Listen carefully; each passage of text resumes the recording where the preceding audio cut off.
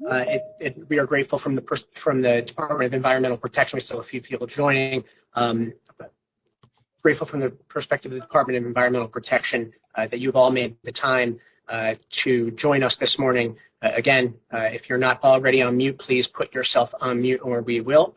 And for those who have not yet had the chance to meet, I'm Shawn LaTourette. I have the honor of serving our state as Commissioner of Environmental Protection. We are here this morning to talk with you all about the state's water supply drought status, as well as offer some reflections for you all on an ongoing and severe wildfire experience across New Jersey. And with that, it is my honor to introduce our Governor, Phil Murphy. Shawn, can you hear me? Yes, sir. You're good to go.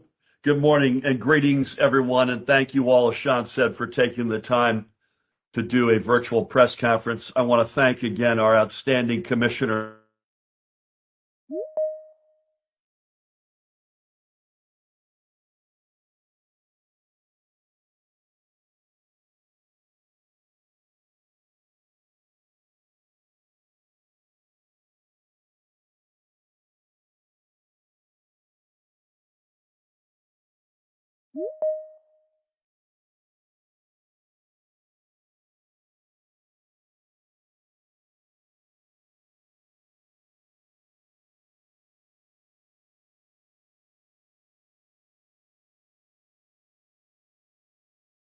Governor, you've got yourself on mute. I apologize for that.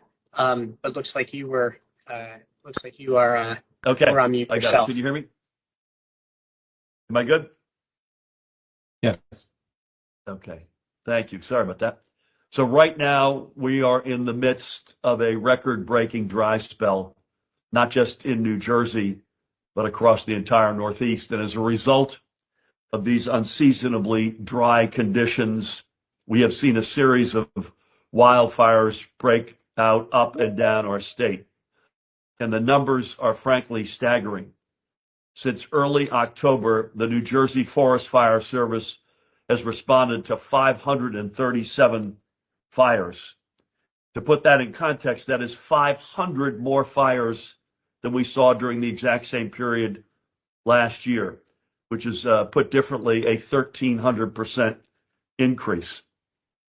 So first and foremost, I want to thank every single member of the New Jersey Forest Fire Service as they work heroically and tirelessly to extinguish these fires. I said to a group right before we got on, and you'll hear from Greg, who administers the State Forest Fire Service in a minute, I've been speaking and communicating constantly with mayors, most recently Mike Serra at Pompton Lakes this morning, Jackie Vesey at Evesham, last night on the phone at length, and have been with Michelle Dale in West Milford. Each and every time, the thanks and the respect for our State Forest Fire Service is crystal clear. And I think it's fair to say we are the envy of the Northeast at a minimum. And I want to thank them again for the vital service that they're providing, but it is a service that is also incredibly dangerous. And that came to life on Saturday when an employee of the New York State Parks System, Daryl Vasquez, died while fighting a blaze in West Milford. So I speak for all of New Jersey when I say that we are sending our condolences and prayers to his family. We are incredibly grateful for his service and for his willingness to protect the people of both New York and New Jersey from these deadly fires. The fact is, he did his part. Now it's up to us to do our part to reduce the risk of additional wildfires. So that's why today the New Jersey Department of Environmental Protection, under Shawn's leadership, is declaring a drought warning. And again, I'll ask Shawn to elaborate on what exactly that means. But this is an uptick, and it's a significant uptick from a drought watch to a drought warning. But the big picture takeaway is that every one of us needs to do whatever we can to conserve water. To that point, and it goes without saying, this is not the time to be lighting outdoor fires either. We simply cannot risk it. So please leave those outdoor fire pits and grills untouched for the time being. Now, I know we were all a little bit relieved to receive a few drops of rain over the weekend, but the truth is that rainfall was nowhere near enough.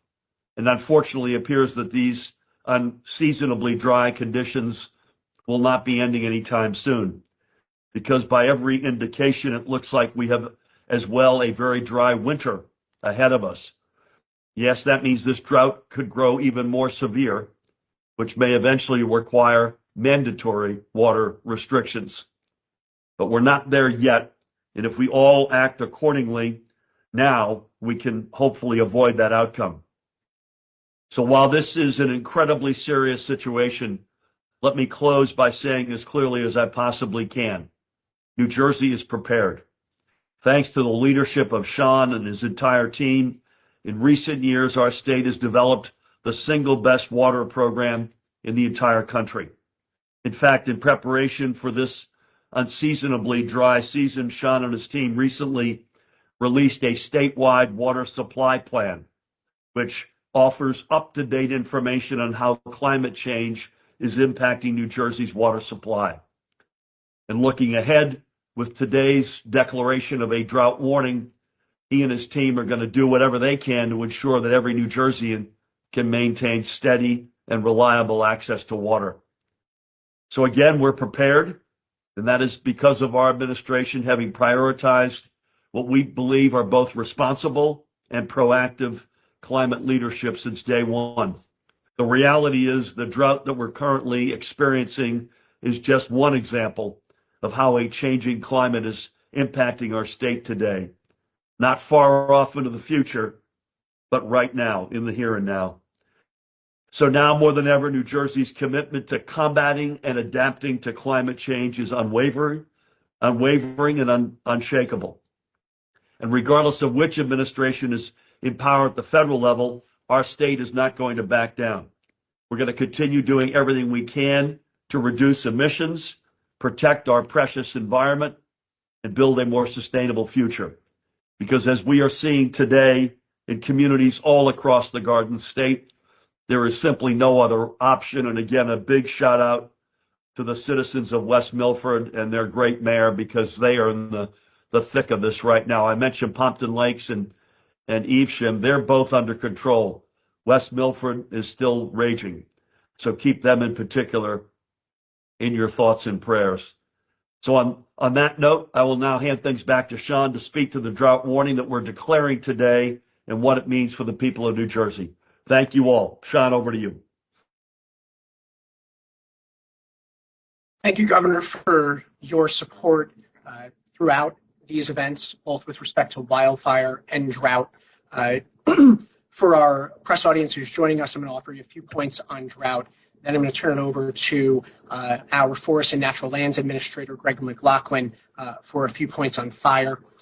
Then our Colonel Superintendent of the State Park Police, Colonel Patrick Callahan, will offer a few points. And then we'll hear from representatives of the water sector, both from New Jersey American Water President Mark McDonough and Passaic Valley Water Commission Executive Director Jim Mueller. And I thank everyone for being so generous with their time and joining us today. So New Jersey, through your DEP, routinely monitors a variety of water supply indicators to characterize the impacts that drought may have on our water supplies. We do 90-day look-backs continuously on precipitation, on stream flow, on reservoir storage, and on current unconfined groundwater storage, because New Jersey receives its drinking water from both groundwater sources and surface water sources. And these indicators are calculated for specific regions of the state, and they're developed based on shared water supply sources across our watersheds and across municipal boundaries. And as you all know, having gathered here with us today, New Jersey has experienced an extraordinarily persistent period of dry weather since mid-August, and that's significantly impacted the indicators that we track. And those indicators inform the level of concern and advance DEP's actions to protect and preserve our water supplies. And so, as the governor mentioned, while some rain on Sunday evening was welcome, it is not nearly enough, either in the course of any given week, and especially given the dryness over the last 6 months. We've accumulated a deficit of rain across most of the state, and that impacts both our groundwater resources as well as our surface water resources. We need several months of at least average rain, if not substantially above average rain, in order for us to emerge from these conditions. And New Jersey, as many of you know, has 4 stages of what is a water supply drought concern. Our normal conditions, our watch condition, our warning condition, and an emergency. A warning condition is an administrative tool that impacts supply side actions, not consumer side actions. And the warning enables the DEP to order changes to passing flows in streams, to reservoir releases, and other actions by water utilities to preserve and balance supplies between systems and to prevent the need to implement restrictive limitations on the consumer side. This is not yet the most severe status. That would be a drought emergency. We are trying through these actions to prevent them. And so today I'll be signing an administrative order that indicates the clear actions we're taking to preserve available supplies and to better position us to help our reservoir systems fill back up in time to meet the coming demands of the warmer months. And so it is critical, as our water sector leaders will talk about, that our residents take extra care to conserve water, even though this administrative action does not impose residential restrictions. And all of our state, county, and local agencies are recommended to take measures to promote and practice water conservation as a governmental matter as well. And local water utilities, depending on their region and their conditions, might still take more stringent action to preserve localized supplies. I'll point out for you all that the last drought watch was issued in August of 2022, and we have not been in a warning condition since October of 2016, which persisted for more than a half a year. The last emergency was not was as far back as 2022. So we'll take some questions on this after, but in this moment, I'm going to ask our DEP Forest and Natural Lands Administrator, Greg McLaughlin, to share reflections on our wildfire season. Greg, over to you. Thank you, Commissioner, and thank you, Governor. Good morning. My name is Greg McLaughlin. I'm the Administrator for the Office of Natural Lands and Forests.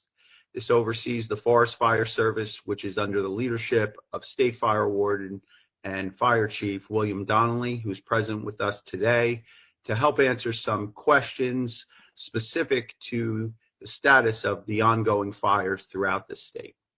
As mentioned by the Governor, the conditions that the DEP Forest Fire Service is faced with this fall are unprecedented.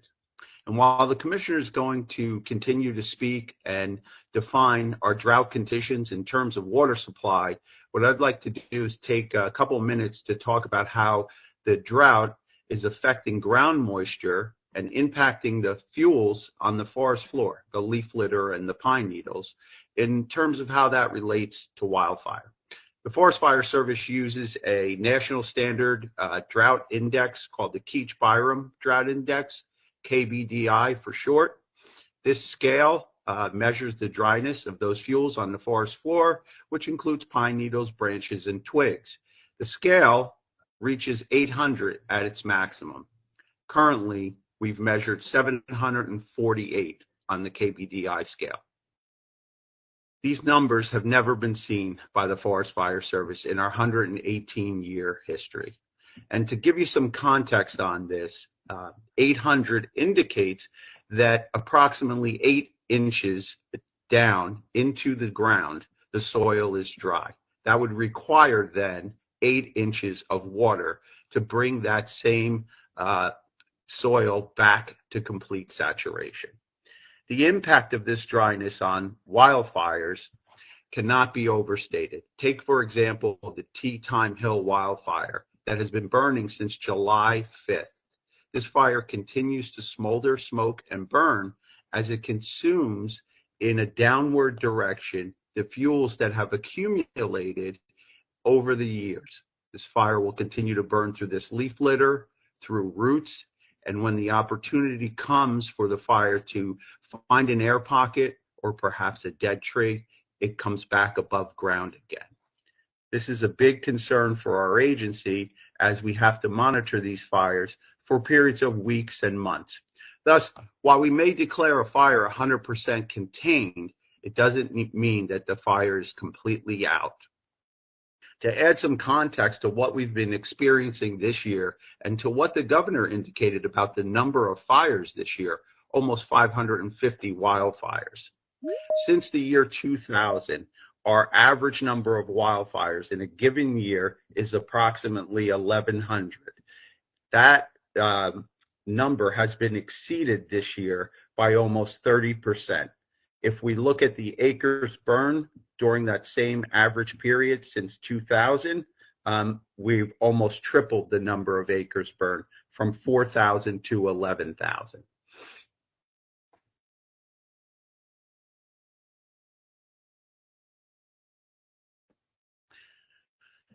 It's important for us to continue to message to the residents of New Jersey to please be careful with fire. And we can put some tips into the chat just to mention a few. We encourage people as we start to get into the fall and winter to please ensure that their wood stove ashes, fireplace ashes are contained in fireproof containers, steel containers. Don't dispose of these things in a careless manner in the woods. And then we'd also like to encourage people to just keep flammable materials and other leaves, sticks, firewood away from their homes. Currently, there's a fire ban in place on all public lands and private properties throughout the state, and we would just ask residents and visitors again to be careful with fire. Thank you. Greg, thank you so very much. And again, as the governor mentioned, a heartfelt thanks, a deep thanks to the members of our Forest Fire Service who are putting their lives on the line to protect our lives, our property, and our natural resources. I'd like to invite Colonel Callahan to share a few remarks. Thanks, Commissioner. Thanks, Gov. I'll be brief and just wanted to offer what we're doing from the State Office of Emergency Management to support certainly the New Jersey Forest Fire Service, who are doing a phenomenal job. We activated our State Emergency Operations Center 5 days ago. That's to monitor requests. That's also to communicate out fire restrictions as well as what the air quality is like. Every resource request that's come in, we've met. That's been pretty much in the form of personnel. We have an all-hazard incident management team that's supporting the Forest Fire Service. We also have another logistical support team supporting them. Our Emergency Response Bureau staff is embedded in all 21 counties, especially now the counties that are impacted by these wildfires. We have a wildfire medical task force that's assisting our emergency support function number 8, that's public health, and obviously our partnerships with DEP Commissioner as well as DOT on messaging as well as communications to have dispatchers and network communication systems up in those rural areas to make sure that those firefighters can communicate with one another. So state OEM is always poised and ready regardless of the crisis or the hazard, but just trusting that everybody adheres to those warnings that are out there and to certainly limit that water consumption given the nature of what we're up against. Thanks, Commissioner. Thank you, Colonel, and thank you to your entire team for always supporting us in this important work of protecting public health and safety. At this time, I'm going to turn it over to Mark McDonough, President of New Jersey American Water, to offer a few reflections and points of advice on water conservation given this drought warning status. Thank you, Commissioner. Good morning, everyone. As president of the largest regulated water and wastewater utility in New Jersey, I want to emphasize the importance of our collective efforts in addressing the current drought warning status. The NJDEP has taken a crucial step today by moving to drought warning status. This enables them to closely manage water systems, direct water transfers among systems, control releases from reservoirs, and modify the rate of flow in streams to balance between ecological needs and our water suppliers. New Jersey American Water is dedicated to responsible water management and are prepared to support the NJDEP and the state in this action as we move to this drought warning status. As a water and wastewater provider to 2.9 million people, or about 1 out of every 3 residents in New Jersey, across 18 counties, we have operations across the state. Our size gives us the ability to adjust and balance customer demand with changing conditions. Our infrastructure, including alternative water sources, positions us to deliver consistent, high-quality service even in these dry conditions. Our customers can trust that we are closely tracking water conditions and are prepared to take additional measures to support the statewide preservation efforts. We consistently monitor water supply levels across our system. Our commitment to reliable service means we have redundancies in place and can shift between different water sources as needed to continue to provide service without interruption. These investments in infrastructure, both and long-term planning, can help us ensure our systems are prepared to handle both this immediate challenge and the long-term impacts of climate change over time. We continue to keep customers informed, provide resources, and answer questions as we work together to conserve water. In line with the state's drought warning, we're amplifying DEP's conservation messaging and strongly encouraging all our customers to use water wisely and to discontinue primarily outdoor irrigation, which uses a large amount of water. From shorter showers to using your dishwasher when fully loaded to reducing outdoor water use and winterizing your irrigation system, all of these actions can collectively help preserve our state's valuable water resource. People can visit NewJerseyAMWater.com/conservation to get more tips on how to conserve water. New Jersey American Water is committed to working closely with the NJDEP to manage water systems effectively. We urge our customers to join us in these efforts by reducing their water usage and adopting water-saving practices. Together, we can all make a difference to ensure the sustainability of this precious water resource. Thank you, Commissioner. Thank you, Mark, and thanks to you and your team.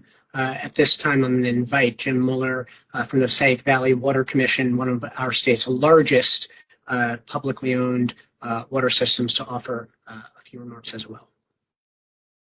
Good morning. Thank you, Commissioner LaTourette and Governor Murphy. It's a pleasure to join you this morning. Again, I'm Jim Mueller, Executive Director of the Passaic Valley Water Commission. Our commission provides high-quality drinking water to more than 800,000 retail and wholesale customers across 5 counties: Bergen, Essex, Hudson, Morris, and Passaic. Our cities include Clifton, Patterson, Passaic, Prospect Park, Lodi, North Arlington, Postbrook, and Highcrest. In addition, we serve 23 wholesale towns and utilities.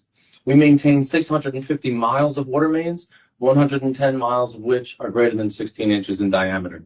We're committed to our role as public stewards of health and safety, community well-being, and economic growth for existing and future generations.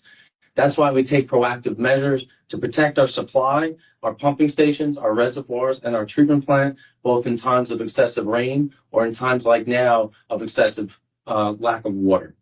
We're closely monitoring water quality issues and water levels at our supply sources, of which we have 2. We receive about half of our water from Wanacue, owned and operated by the North Jersey District Water Supply Condition, the Wanacue Reservoir, and we receive the other half from the Passaic River that we take off the river and treat at our Little Falls treatment plant. Normal flows at this time of year, we're greatly down from that point. In the river, it's about 14% of what we normally see. However, there's still enough right now to meet the demands.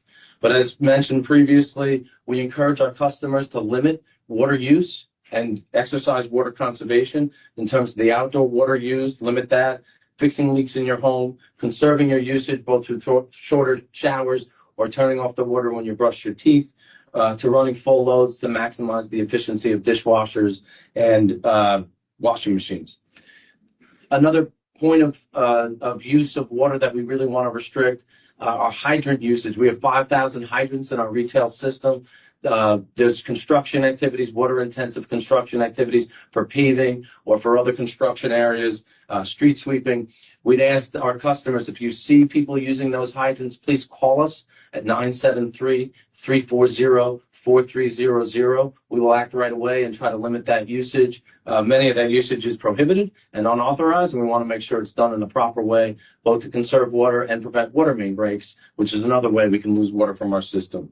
Again, encourage you can also visit pbwc.com for more information to submit complaints if you see that kind of usage going on, or if you have questions on how you can help conserve water and help the statewide condition that we're in. We're happy to assist. It's been a pleasure to work with Commissioner LaTourette and his team from New Jersey DEP, as well as American Water and the other big 6 water providers here in northern New Jersey. We stand ready to assist and in service of the communities that we serve. Thank you. Jim, well done. Shawn, should we take a few questions? Does that make sense? Yeah, that'd be great. Just want to note the governor has limited time. So those with questions specifically for the governor, let's get those first. And then DEP will stay on the line to address any of your drought or fire specific questions. Thank you for that. Kelly Heck from DEP will facilitate those Q&A. Go, Kelly.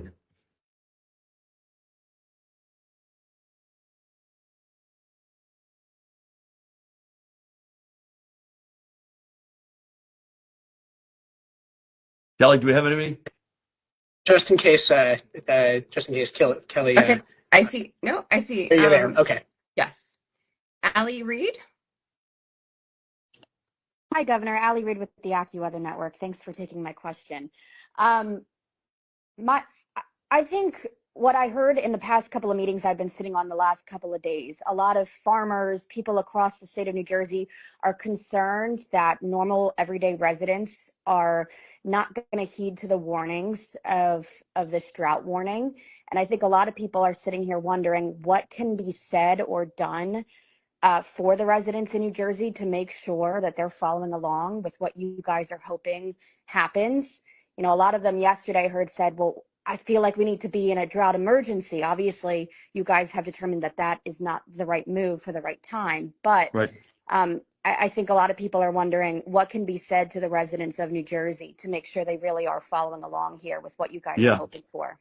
It's a good question, and it's a driving reason as to why we decided to do this actual event, to use our bullhorn. And I know I speak for the likes of Shawn and his team, Pat Callahan and his team, and I certainly could speak for myself.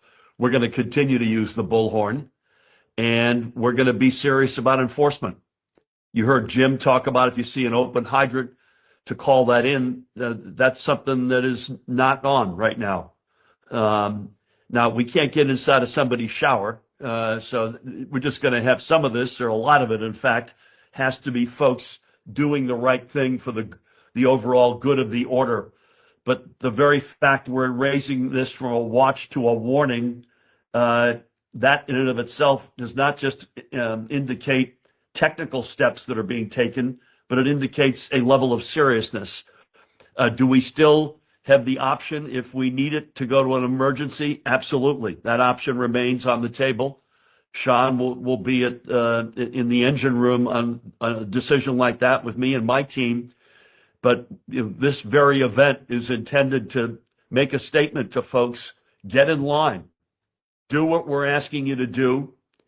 And if it's out in public and your behavior is unacceptable, then we will act accordingly, whether that's stupid use of water like a fire hydrant, or if you've got an outdoor fire going, or you start a fire deliberately or innocently. Those are actions that have consequences, and we'll be very clear about that. All right. Wayne? Good morning, folks. Is there any place in the state right now that's getting close to either running out of water or not having enough water for drinking and or firefighting purposes? Thank you. Wayne, who are you with? Associated. Thank you. Shawn, do you want to address that? Wayne, you were breaking up a bit. I think you were asking a question about whether there's any particular region of the state that is having the greatest issues. I think you may have connected that to firefighting purposes. We are not seeing that constraint with respect to firefighting purposes, but with an ongoing water supply indicator deterioration that we've seen, some of the biggest concerns right now are in the coastal north region. Those that are fed off the Manasquan Reservoir are of serious concern to us.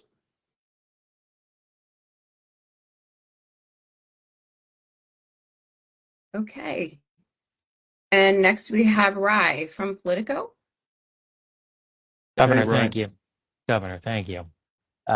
Given that we share watersheds and rivers with New York, and they're going through this too, is this a regional issue? Have you talked to Governor Hochul or Mayor Adams about conservation, across state lines too? Yeah, Governor Hochul and I were back and forth yesterday, and our teams are back and forth at a high degree of frequency.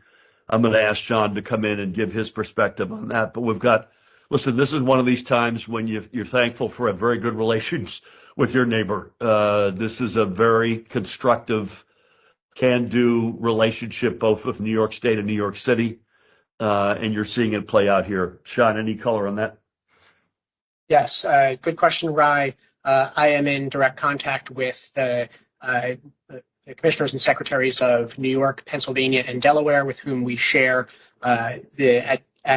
many watersheds. Of course, the Delaware River Basin being a significant source of water for New York City. And I'm also in contact with the DEP commissioner of New York City as well, and note that Rit Agrawala is pushing out the same conservation messaging, given the need to conserve the reservoirs in the Catskills that are part of the Delaware River Basin. And we'll continue those points of engagement. It is a regional issue, but in New Jersey, we are concerned by the deterioration of statewide, but also very particular areas. Again, coastal north is a serious concern. Okay, and next we have Ryan Beckman. Good morning, gentlemen. Jim Murdoch and Ryan Beckman from News 12 New Jersey from our Wall Township Shore Bureau. Just a couple questions. Right now, how many active fires, and at what point do we hit a drought emergency? And then our morning meteorologist saw some language in the Storm Prediction Center out of Norman, Oklahoma, talking about this weekend, and it quoted record high fire danger in New Jersey. It's language we haven't seen before. So can you folks touch on that? And then also, what about for the folks with private wells? A lot of private wells in this area too, but we're located right by the Manasquan Reservoir. We've seen the effects. We've covered it. It certainly is disconcerting. Thank you, guys. Good question, guys. Shawn, I think you should take the lead on this, and we may want to get, I guess, Greg to come in and just talk about the numbers of fires, but up to you. Yeah, sure. I'll start with the fires and then go to drought, but then ask Greg to be on standby for more follow-ups. So we are continuing to manage multiple wildfires. At one point last week, there were multiple major wildfires, those over 100 acres all going at the same time, and the team stretched to the max in being able to respond to them, but respond they did, and again, we're grateful for their good efforts.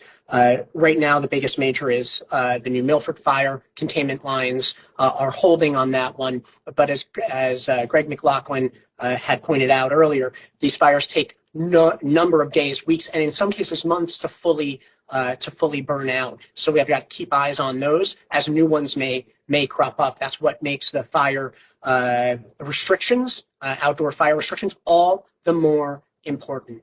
And Shawn, yes, on that particular fire, what percentage, to you or Greg, what percentage contained is that right now? So right now we are at above a 30% containment. We're looking at approximately 2,000 maybe 2,300 acres on the New Jersey side, 2,100 acres on the New York side for that particular fire.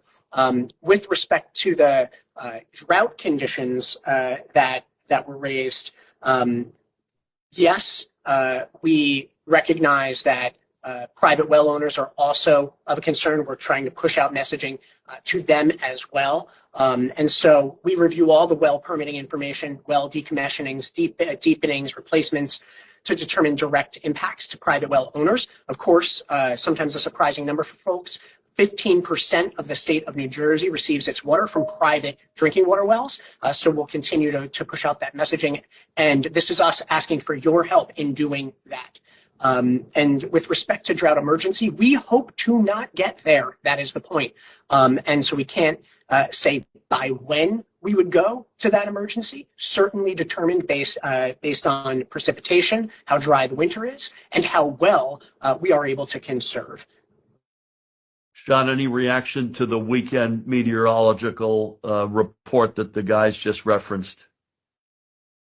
I think what is being referenced is the increasing wind conditions that make both firefighting of new fires and containment a concern. We had a red flag warning yesterday. There was a heightened risk warning today. We expect that those will continue and are positioning ourselves accordingly. Thank you. Okay, next up we have Len Milisurgo, if I'm saying that correctly. Yes. Hi, I'm Len Milisurgo from NJ.com and the Star Ledger. I know other people asked this already, but I wanted to see if you can give some specific percentages. How low will the water capacity, the water storage capacity, how low will it have to drop before the state declares a drought emergency and imposes mandatory water restrictions instead of voluntary restrictions? Because I've seen some reservoirs get as low as 34%, 42%. Is there a certain percentage that raises all the alarm bells and gets you guys to move very quickly into an emergency? Good question, Shawn. So Len, appreciate that question. I want to point out that New Jersey does not use trigger levels in reservoirs as our motivating factor for the determination of a drought status. As I mentioned before, New Jersey utilizes both surface water and groundwater in order to feed its water systems. And so what we are looking at is a multitude of indicators. And those indicators include the passing stream flows, the reservoir levels, the precipitation, groundwater depletion, and it's a balanced review among those indicators. And we look at the ability beyond that to transfer water among systems. Again, the goal being not to arrive at a place where we are in an emergency. A reservoir level alone will not tell you that.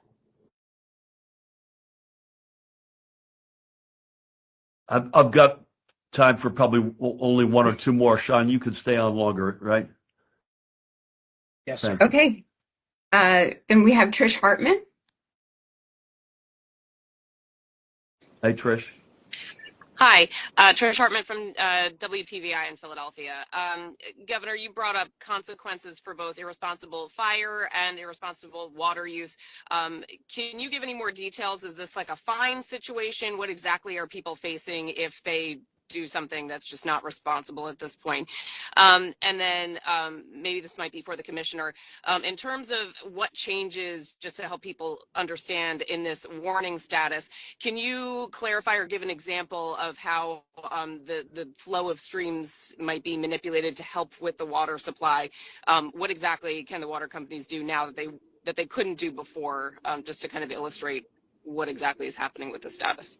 Yeah, I'll take the first, and Shawn or Pat may want to weigh in here.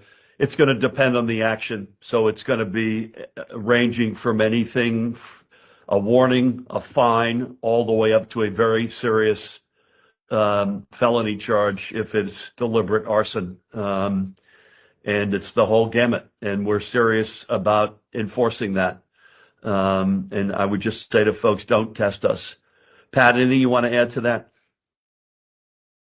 Yeah, just from a law enforcement, it would be if it was an intentionally set fire, Gov. That's when we would weigh in with our county prosecutors of that respective county. And given the magnitude, and God forbid somebody was hurt or killed, that would really make it an enhanced criminal charge for setting that fire intentionally. Shawn, how about on the second? Very good Yeah. question. So first of all, I want to point out again into that to that question from folks at Philadelphia that we are not instilling mandatory water restrictions and fines on people. That is not happening.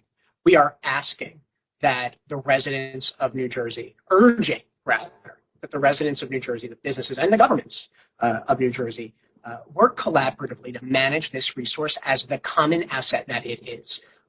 It serves us all, and we all have to take good care of it so that it's there for us. What the changes that you'll see in this administrative order will pertain to in the first instance is with respect to the passing flows in streams that are typically required. And so there's some easing of those passing flow requirements. And so we could explain that more to you offline if you are interested after reviewing that order.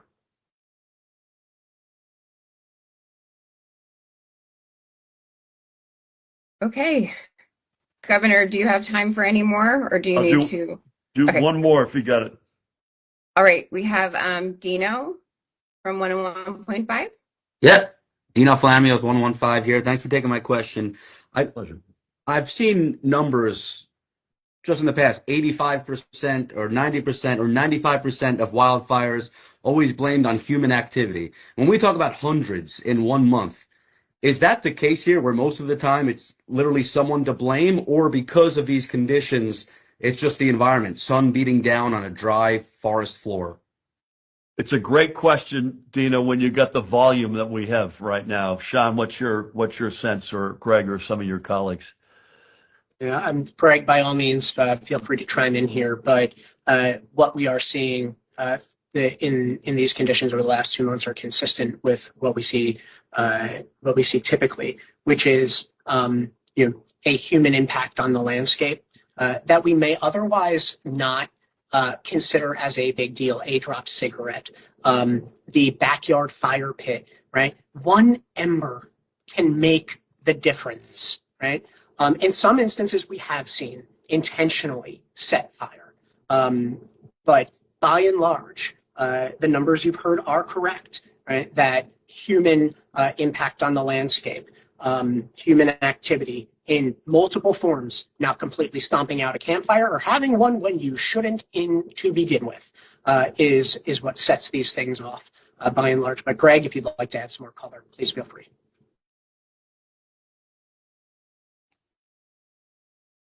Yeah, just to add to what the commissioner said, that 90%, 95% human-caused fires is also a nationally recognized average across many states across the country. And, until we investigate thoroughly, it's accidental or intentional. And there are a lot of accidental causes as well as some intentional causes.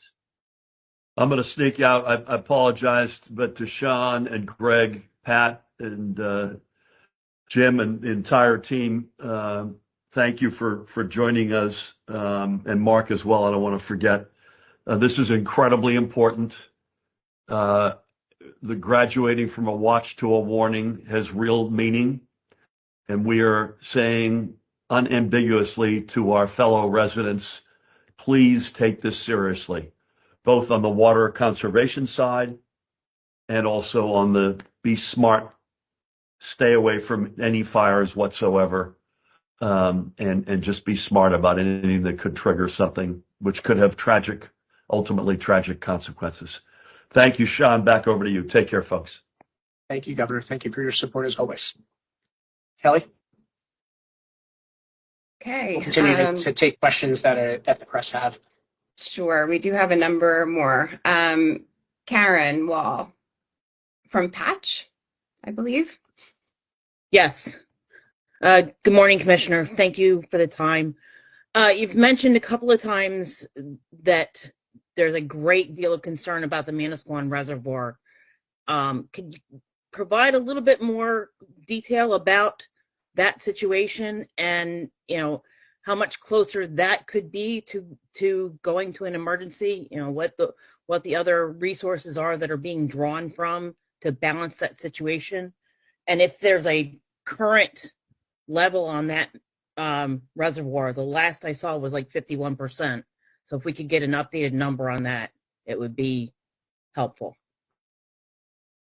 Yeah, Manasquan remains 51% today. If I had mentioned earlier the number of indicators that we're watching with respect to the precipitation indicators, the groundwater indicators, the ability to interconnect.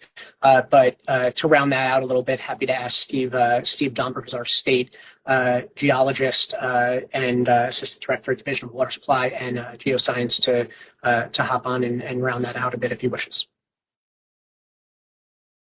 Yeah, good afternoon. Thank you. Thank you, Commissioner. The passing flow reductions that were also allowed under the administrative order today under warning will also assist the Manasquan Reservoir. They can both take water from the river and treat it and send it out to customers, or they can take water and store it in the reservoir. So that will also be of assistance in the conditions for Manasquan. Thanks. Thank you, Steve. Okay, we have Dana DiFilippo. Hi, can you hear me? Okay. Yes, you're a little quiet, but we can hear you. Okay, so I'm Dana DiFilippo from the New Jersey Monitor. I actually had a few questions. I know we talked about how we're not at the emergency stage yet, but I wondered what exactly would that look like for the public? I mean, the governor said, you can't get into people's showers with them. So is this something where is it as simple as, okay, no more lawn irrigation, or is there kind of a list of things that would kick into gear specifically that the public would have to follow? Two other minor questions. One is, at the public hearing yesterday, there was a couple concerns that were raised. One was about prioritizing water use if we get that bad. So there was the question would be, how do you prioritize it? Do medical facilities, that kind of thing, get priority? And then the third is about contaminants. With the subsiding levels, is there any concern or testing being done because of, maybe some of these contamination that is lurking in some of the water would be exposed with the lowering levels of the reservoirs and stuff? Thanks. Appreciate those questions. I'm going to take them in reverse order. With respect to contaminant concerns associated with drought, I want to be clear that all of the requirements of the Safe Drinking Water Act and where remain in place in a drought warning. It is not as though there is a lapse of any drinking water safety and quality regulation or standard during a drought warning or even a drought emergency. We must always ensure that the water that reaches our residents and our businesses is reliably clean, reliably safe, always. And we have confidence that will continue to be the case. Of course, when you get to, from a water supply management perspective, when you get to a place where you may be switching sources from surface water to groundwater or vice versa, there may be different considerations that a water provider will have to take into account to ensure that there is no standard to protect health that is compromised by the switching of a source water. And our water systems are very studied in making sure that our water is of a high quality, and your DEP oversees them in ensuring that that's the case. With respect to the concern about drought emergency, the governor mentioned the statewide water supply plan. I'd refer you there and ask you to take a look at Chapter 7 of the statewide water supply plan. And we don't We don't organize state policy to sit on a shelf or on a website, but rather to inform the residents and our partners in the fourth estate. And you'll see in Chapter 7 of the statewide water supply the hierarchy of emergency treatment. It's not as though, were we to reach an emergency, that all emergent conditions and changes in status apply all across the board and all at once. There's a multi-phase approach under a drinking water supply emergency, and it is detailed for you there. So, for example, making sure that we are looking at the restriction on more aesthetic uses of water, as a first order of business, as compared to restrictions that may serve healthcare facilities and things of that nature. But there is very much a hierarchy in response to your question. Okay, we have Ted Goldberg, Spotlight.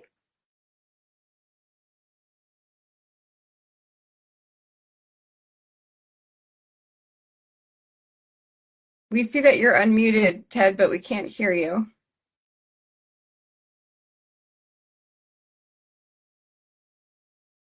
Now you're muted. I swear one day I'm going to get the hang of this, but it's not today. Now we can hear you. Fabulous. Shawn, thanks so much for hopping on. I've got a two-parter for you. Feel free to answer in whatever order you'd like. The Delaware River Basin Commission, they're going to be meeting next week, meeting pretty soon about this. Do you know if there's actions that they could take sort of separately from the states and then that are involved in this? And then also similarly, actually, I should ask you, is there concern about the salt front on the lower Delaware River? Like, is there any chance that can affect the water intake for some of New Jersey towns that are kind of in that area? Yeah, I think that we're continuously in a position of monitoring where that salt front is and how that moves through and may impact the drinking water intakes that are along the coast of the Bay and the Delaware. With respect to the DRBC, there are complex agreements between and among the states in addition to what the DRBC itself administers. The state geologist, Steve Domberg, if you want to pop on, Steve, and offer a perspective on that. Steve serves as my designee to the Delaware River Basin Commission and is engaged deeply with interstate partners in this respect. Yeah, thank you. So the DRBC has sort of a predefined water management plan or strategy in place. They work on triggers. And so when certain conditions are met, certain actions are taken. There is some flexibility in those response plans to address site-specific or unique situations that are occurring. And I'll reiterate the concern for the heightened awareness of the increasing levels of the salt front in the Delaware estuary. It's higher than average for this time of year, but it is being managed by reservoir releases from both the upper and lower basin reservoirs. That's part of their management strategy. And so it's higher than average, and we're watching that closely to see how it goes over the next couple of months. Thank you. Got it. Thank you, Stephen. Just to put a finer point on that, Ted, Steve is a pro, and in my interpretation there, I think what's important to recognize is that part of how we manage the salt front is by releasing water from the upper basin, meaning the Catskills area reservoirs that serve New York City. And so these are some of the challenges that we see as a matter of water supply management as we grapple with the realities of a changing climate. We take water for granted, right? And so I think it's important to acknowledge what is happening here, in that we're seeing drought and dry conditions around this region, and we are putting water overboard reservoirs to fight a salt front, as has historically been the case. But again, these are really complex challenges, and the public's partnership in conserving water is just so critical. I think we have one final question, another question from Wayne Parry. Hi, Greg, this question for you. If the West Milford fire remains at about 30% containment this Wayne, morning, you're breaking up. Really choppy. you know what? Getting every third word. I put it in the chat. I'll put it in the chat for you. Yeah, please put it in the chat.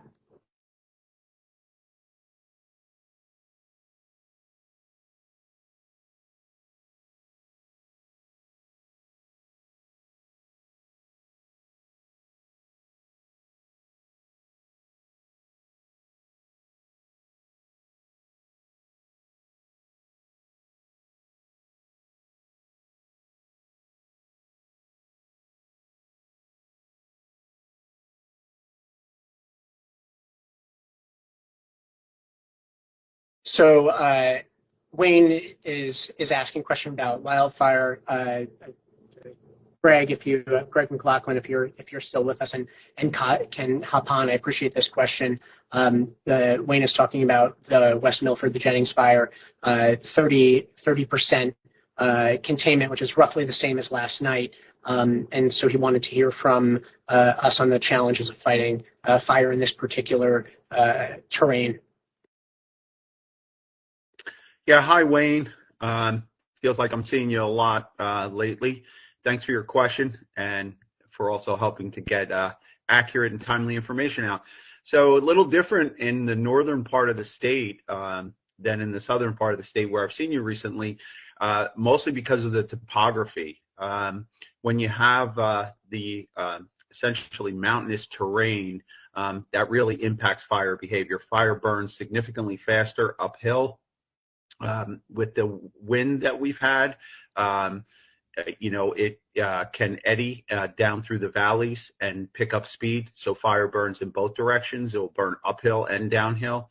And, one of the other big factors is that we really can't use the traditional bulldozer equipment and fire line plows in the northern part of the state because it's dangerous on steep terrain, as well as the rockiness prevents us from using that type of equipment. So most of our fire line control has to be done by hand, which takes a significant amount of people power, as well as time to do that.